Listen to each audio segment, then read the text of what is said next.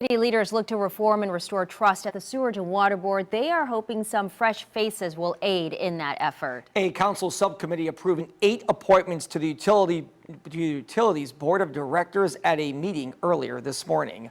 WDSU reporter Ella Wales live at City Hall. And Ella, what do ratepayers need to know about all these new people appointed? Well, of the 8 people appointed today, 3 are returning board members and 5 are new additions. And thanks to recent changes made by the council to the structure of the board, it will mostly be made up of New Orleans citizens with varying backgrounds. The appointments today represent a start. Certainly the city council now is going to have a much more defined role relative to oversight of the Sewerage and Water Board, but it's good to know that there are people who want to work with us. Along with 2 members of the Board of Liquidation City Debt, 6 New Orleans citizens are being appointed to the Sewerage and Water Board's Board of Directors. 2 are returning members, 4 are new. All will be subject to final approval by the full city council next week.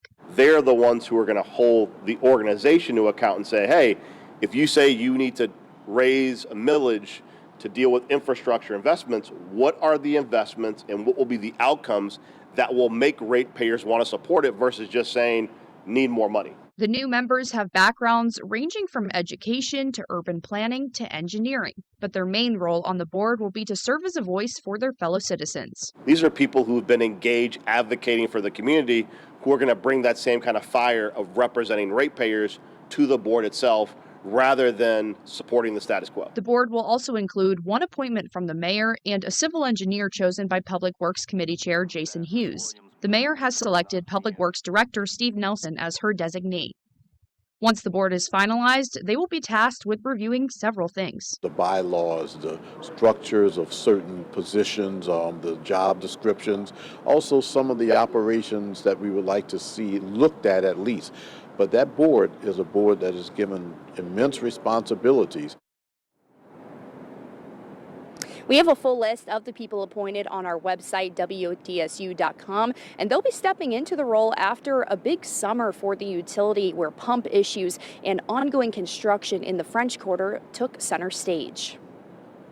Ella, earlier this week, a French Quarter business owner informed us they were told by the Sewerage and Water Board to close for the day because water would be shut off for repairs from 4:30 a.m. to 4:30 p.m.